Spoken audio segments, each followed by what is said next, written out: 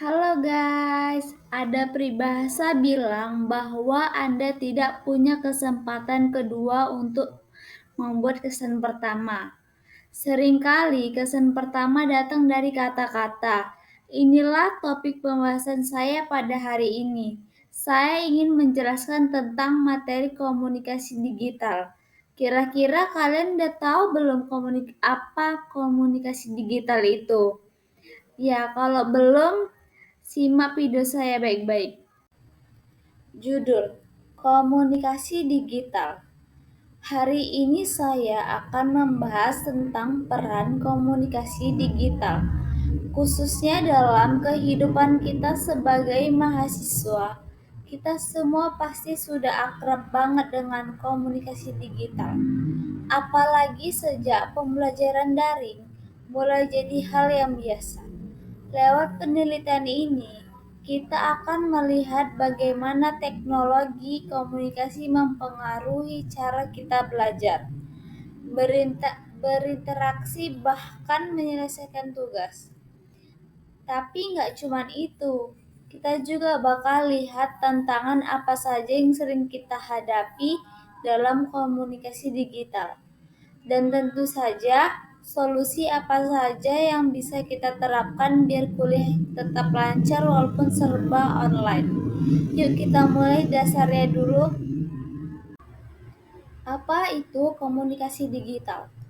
Komunikasi digital adalah proses penyampaian informasi lewat perangkat teknologi, mulai dari video call, chat, email, sampai media sosial.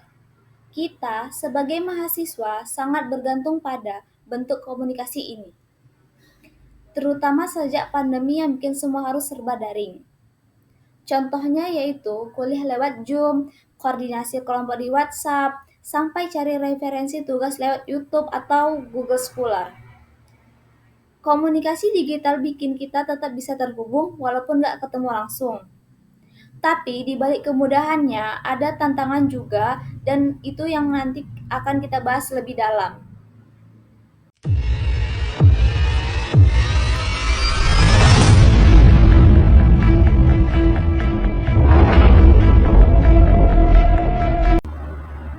Fungsi komunikasi menurut Effendi.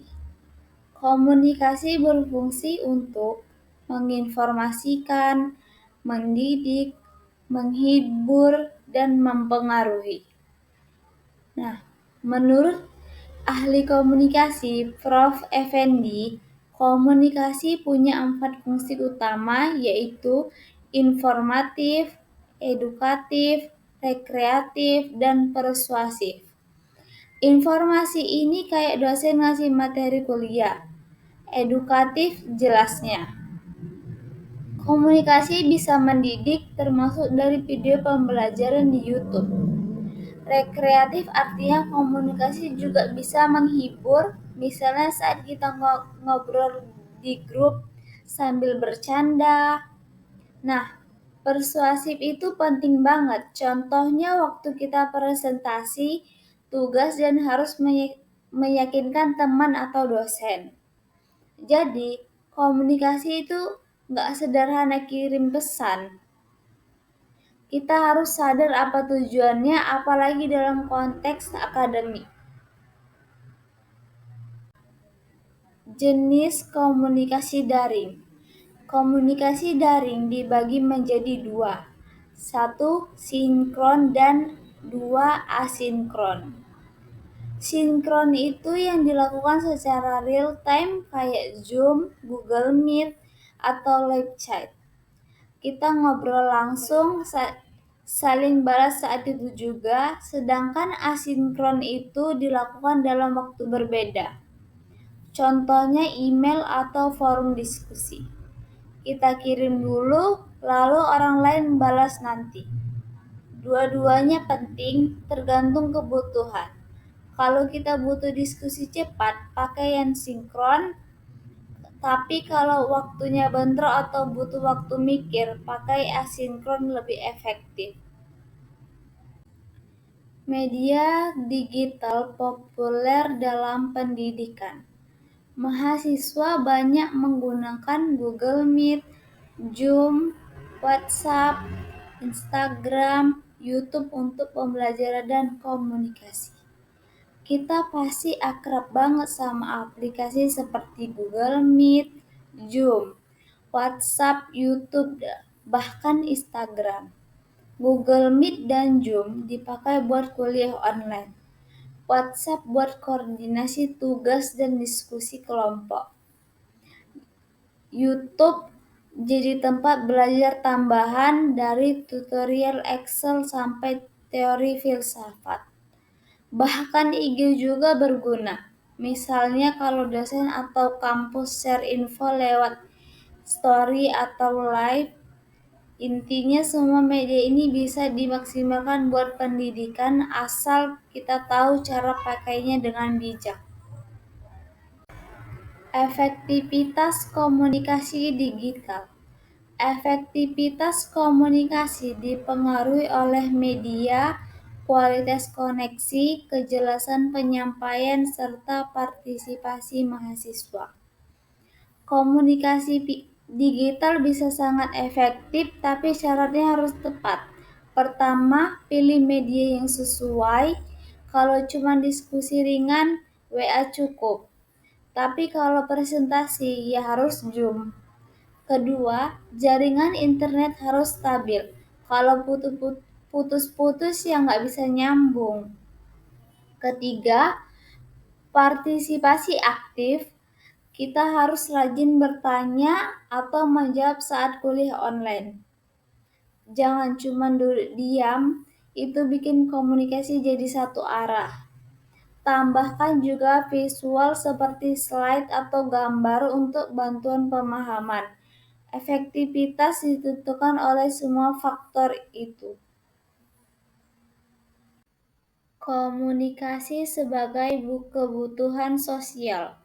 Mahasiswa sebagai makhluk sosial tetap membutuhkan interaksi dan komunikasi digital.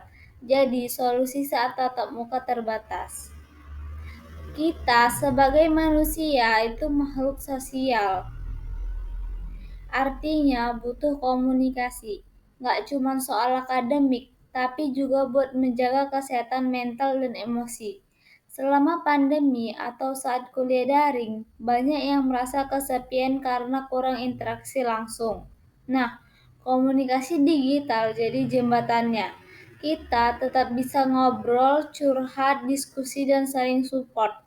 Jadi, meskipun jauh, rasa kedekatan tetap bisa terjaga asal komunikasi jalan terus. Transformasi gaya komunikasi mahasiswa. Mahasiswa harus adaptif, terbiasa menyampaikan ide lewat teks, video, atau presentasi online. Sebelum pandemi, komunikasi mahasiswa itu mostly tetap muka, ngobrol di kelas, nongkrong, diskusi langsung. Nah, sekarang berubah ke teks, voice note, video. Kita harus adaptif, misalnya menyampaikan pendapat di Zoom atau forum diskusi itu butuh kejelasan. Karena orang nggak bisa lihat ekspresi kita secara langsung. Harus jelas, sopan, dan nggak multitafsir. Belajar mengatur intonasi suara, memilih kata-kata yang tepat, dan tahu kapan harus speak up. Ini bagian penting dari skill komunikasi digital. Model dan manajemen komunikasi digital. Contoh model, Xenum dan Wiper. Manajemen media, POAC. Planning, organizing, actuating, controlling. Model komunikasi Xenum dan Wiper menjelaskan bahwa komunikasi itu punya pengirim, pesan, media, penerima, dan potensi gangguan. Misalnya, dosen pengirim menjelaskan materi lewat pesan, lewat Zoom, media, mahasiswa menerima pesan, tapi kadang terganggu sinyal jelek atau notifikasi lain, noise. Nah, Untuk manajemen komunikasi, kita perlu perencanaan kapan harus meeting, pakai media apa, siapa yang bertugas menyampaikan.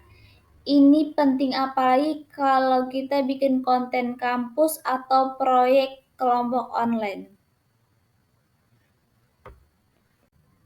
Strategi dan segmentasi audiens digital. Konten adalah raja, segmentasi audiens, demografi, psikografis, dan geografis. Strategi komunikasi daring itu bukan cuma soal bikin konten menarik. Kita juga harus tahu ngerti etika digital atau netiquette. Contohnya, jangan spam di grup, balas chat tepat waktu, dan tahu kapan harus pakai emoji atau enggak. Di Zoom atau di Meet, kita bisa pakai fitur raise hand biar sopan. Kalau kirim email, mulai dengan salam dan akhirin dengan nama. Ini hal kecil tapi penting banget. Jadi komunikasi kita bukan cuma efektif, tapi juga sopan dan profesional. Etika dan tantangan komunikasi daring. Gunakan etiket saat online, sopan di grup WA, hindari spam, pahami konteks penggunaan emoji. Strategi komunikasi daring itu bukan cuma soal bikin konten menarik. Kita juga harus ngerti etika digital atau netiquette. Contohnya, jangan spam di grup, balas pesan tepat waktu, dan tahu kapan harus pakai emoji atau enggak. Di Zoom atau di Meet, kita bisa pakai fitur raise hand biar sopan. Kalau kirim email, mulailah dengan salam dan akhirin dengan nama. Ini hal kecil yang paling penting banget.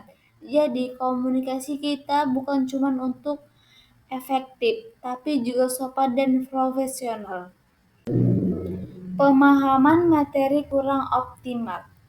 Mahasiswa sering kesulitan memahami materi karena interaksi terbatas dan kadang tidak bisa langsung tanya ke dosen. Masalah yang pertama yang sering kita hadapi saat kuliah daring adalah sulitnya memahami materi. Kita nggak bisa langsung angkat tangan dan tanya dosen seperti kelas biasa. Apalagi kalau dosen yang ngomong cepat, terus langsung pindah ke slide. Kadang kita belum sempat catat udah ganti topik. Hal kayak gini bikin pemahaman jadi setengah-setengah. Kita butuh waktu dan interaksi dua arah, tapi sayangnya itu sering terbatas saat pembelajaran online. Ini yang bikin banyak mahasiswa merasa kurang paham meski sudah hadir penuh. Jaringan internet tidak stabil. Sinyal lemah bikin mahasiswa putus koneksi saat kelas, jadi ketinggalan materi. Masalah kedua dan mungkin paling sering kita alami adalah jaringan internet yang nggak stabil.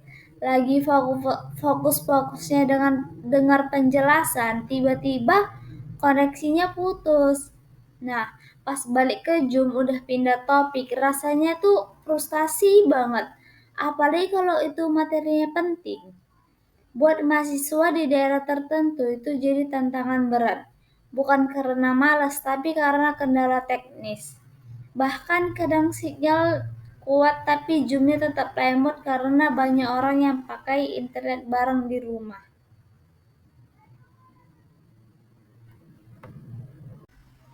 Tugas sulit dan deadline melelahkan. Tugas sulit dipahami karena penjelasannya kurang, ditambah tanggal waktu mepet bikin mahasiswa stres. Nah, selanjutnya, tugas kuliah. Sejak daring, tugas seolah makin banyak. Dosen-dosen mungkin merasa perlu kasih tugas tambahan untuk menggantikan kegiatan kelas.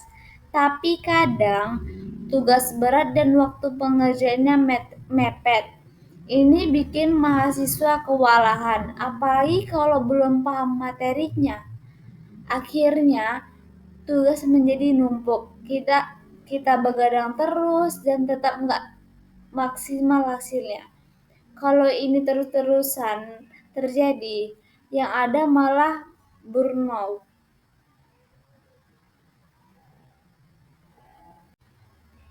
Overload informasi dan distraksi.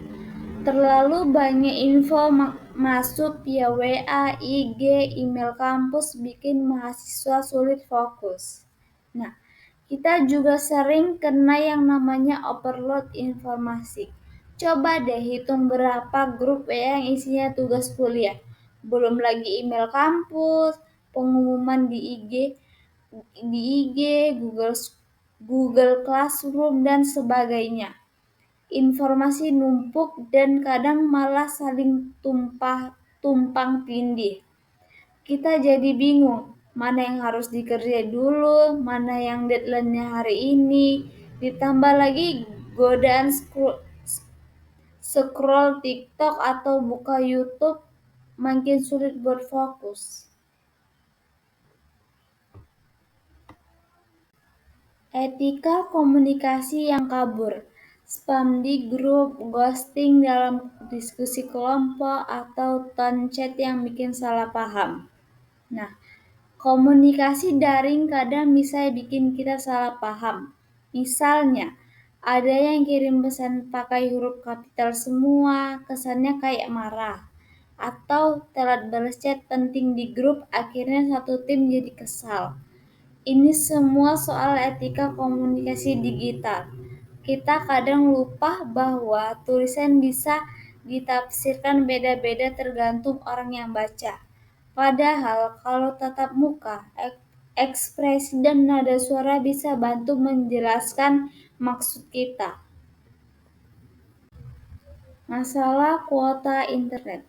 Banyak mahasiswa kesulitan beli kuota, terutama di keluarga yang terdampak pandemi. Masalah klasik berikutnya yaitu kuota internet. Bayangin lagi presentasi tugas, tiba-tiba kuota habis. Panik. Ya jelas. Apalagi kalau pakai data mahal atau kita harus irit banget karena budget terbatas. Ini bikin akses ke pembelajaran daring jadi nggak adil. Ada yang bisa lancar nonton video pembelajaran, ada juga yang harus hemat kuota banget dan akhirnya ketinggalan info. Tidak ada ruang belajar khusus. Suasana rumah kadang bising, tidak nyaman buat fokus belajar. Gak semua mahasiswa punya ruang belajar yang tenang di rumah.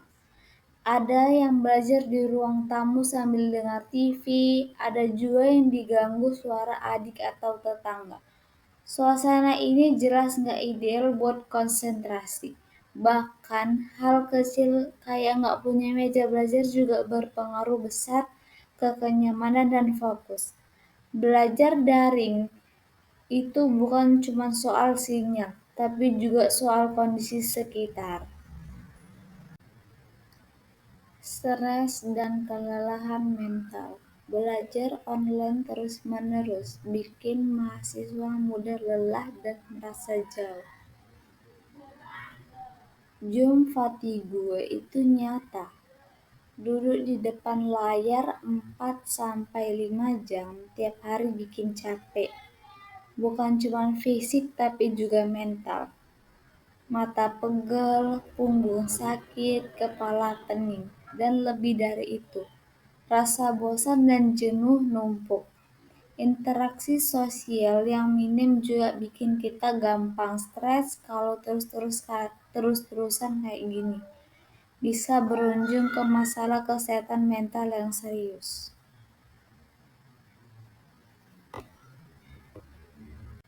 Kurangnya literasi digital. Masih banyak mahasiswa belum tahu cara cek fakta atau menyaring informasi.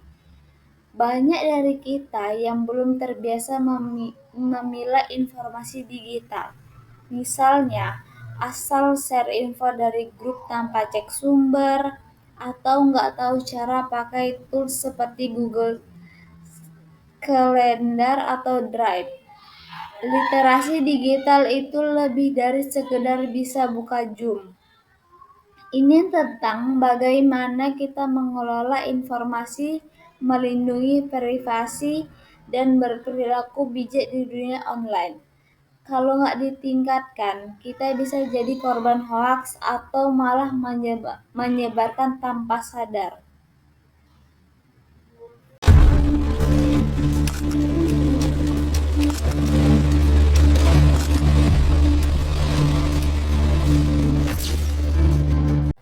Kompetisi dan sentralisasi media. Media dikuasai oleh konglomerasi, konten jadi kurang beragam, komunitas kecil dan kalah saing. Terakhir, media digital sekarang makin dikuasai oleh platform besar dan influencer. Konten edukatif dari komunitas kecil atau suara mahasiswa sering tenggelam. Akibatnya, informasi yang muncul di beranda atau trending topik itu aja. Padahal banyak hal penting yang luput dari perhatian. Ini menunjukkan bahwa meski dunia digital kelihatan demokratis, sebenarnya masih banyak tantangan dalam hal distribusi informasi. Diskusi dengan teman dan kolaborasi. Grup WA, call bareng teman, jadi andalan buat tanya materi yang kurang paham. Solusi pertama, jangan ragu dengan diskusi dengan teman. Kadang penjelasan dari teman justru lebih masuk akal daripada dosen, karena gaya bahasanya lebih santai. Bisa lewat chat pribadi, video call, atau voice note. Yang penting jangan malu nanya. Saling bantu itu penting dalam masa kuliah daring, apalagi kalau teman kita itu punya pemahaman yang lebih dulu tentang materi tertentu. Belajar mandiri dan sumber tambahan. Manfaatkan e-book, video YouTube, slide dosen, belajar ulang materi dengan ritme sendiri. Di era digital, belajar mandiri jadi kunci sukses. Kita nggak bisa bergantung sepenuhnya pada dosen. Kalau belum paham, cari referensi di YouTube, podcast, artikel, atau e-book. Banyak banget sumber belajar gratis yang bisa diakses. Belajar mandiri juga bantu kita mengatur ritme sendiri sesuai kebutuhan. Jadi, bisa belajar kapan saja tanpa harus nunggu jadwal kuliah. Konsultasi langsung ke dosen. Jangan takut email atau chat dosen. Minta izin untuk bertanya atau konsultasi tugas. Jadi, kita jangan pernah takut untuk konsultasi ke dosen. Dosen itu bukan musuh kita. Malah mereka biasanya senang kalau kita aktif dan menunjukkan minatnya. Kirim email atau chat dengan sopan, perkenalkan diri, lalu sampaikan pertanyaan dengan jelas. Jangan nunggu mepet deadline ya. Konsultasi ini bisa bantu kita lebih paham materi dan bahkan membangun relasi akademik yang bagus.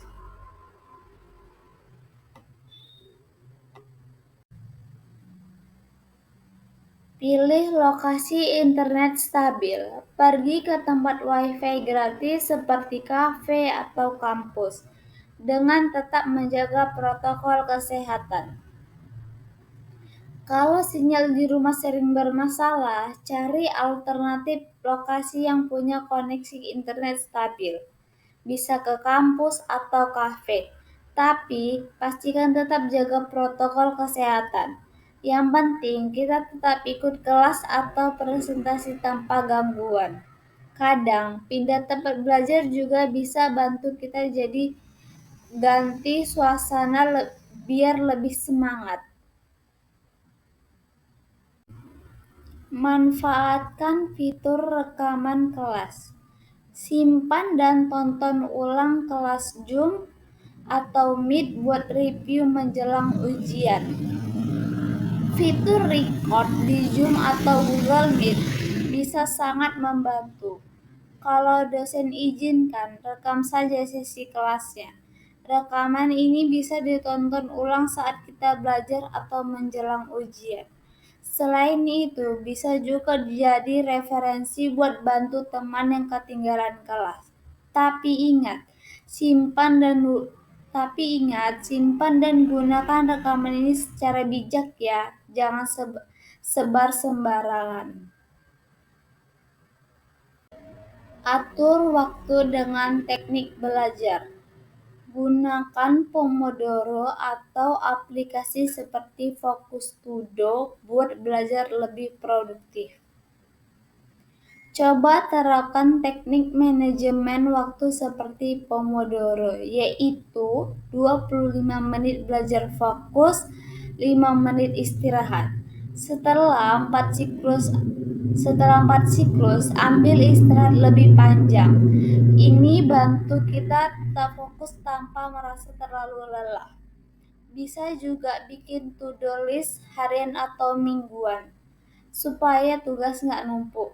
Dengan manajemen waktu yang baik, kita bisa tetap produktif tanpa kelelahan. Manfaatkan kuota edukasi. Pakai kuota dari pemerintah untuk akses aplikasi pendidikan dan belajar daring. Pemerintahan lewat Kemendikbud sering kasih kuota belajar gratis untuk mahasiswa. Biasanya kita tinggal daftar lewat kampus. Kuota ini lumayan banget buat akses aplikasi belajar seperti Zoom, Google Meet, dan lainnya. Jadi, jangan lupa manfaatkan fasilitas ini sebaik mungkin. Cek info resminya lewat kampus atau media sosial resmi institusi. Optimalkan fitur digital. Gunakan fitur seperti raise hand, chat, share screen untuk aktif di kelas online. Di platform seperti Zoom atau Google Meet, banyak fitur yang bisa bantu kita aktif. Misalnya itu fitur raise hand untuk bertanya, chat box buat diskusi, Raytion untuk menunjukkan respon. Gunakan juga Google Docs buat kerja kelompok bareng real time. Jangan cuma jadi penonton pas kuliah. Dengan aktif, kita jadi lebih terlibat dan materi pun lebih mudah dipahami. Bangun mental tangguh dan adaptif. Terakhir, yang paling penting, bangun mental tangguh. Pembelajaran daring itu tantangannya baru buat kita semua. Kadang bikin frustasi, tapi juga jadi peluang untuk belajar lebih mandiri dan adaptif. Kita harus sabar, fleksibel, dan tetap semangat. Jangan bandingin diri dengan orang lain. Fokus ke proses. Dengan mental yang kuat, semua tantangan digital bisa kita lewati. Terima kasih saya haturkan karena sudah sabar untuk menyimak materi. Sekian dari saya pamit undur diri karena kalau maju saingannya kawan sendiri. The internet is a place of unique opportunities for everyone. It is a place where ideas from all around the world are embodied on one single platform. It has become the source of many new researches and the means of connecting from people all around the world. Not only does it connect people to socially interact, it is the place where teachers, students, scholars, and scientists interact with each other through their input on all subjects and get to learn from each other. How the internet today has helped the students is not limited to one sector. It has proved to be a partner for all the technological advances. Similarly, it plays an equally important role in helping students. Here are the benefits how internet is important for students. It starts giving them with information. Huge amount of information about various subjects are presented near your fingertips. It is not just about one single subject. This cannot be achieved without the use of search engines. Through this ease of information, students are benefited for their data research. They heavily rely on internet since they no longer need to waste time by going to a library or finding books from a respected author. The accessibility is accessible 24/7, which means that it never closes. As long as the students are having gadgets and an internet connection, they will be able to access the internet by any means. The accessibility of the internet has made convenient for the students to understand their subject better. And lastly, for the communication. Students can choose various forms like email, chat rooms, messenger services, and video conferencing. They can also use forums to discuss about their subject matters with teachers and students in various parts of the world. For the students who are hesitant to express their doubts, could use forums and remain anonymous. We are very grateful because we belong to this technology era, since it is regarded as one of humanity's greatest gifts, and we are also appreciative for those with highly creative and clever minds. Because of internet, it has made a significant contribution to the education of students by improving their ability to study and gain knowledge. They use the internet for a variety of purposes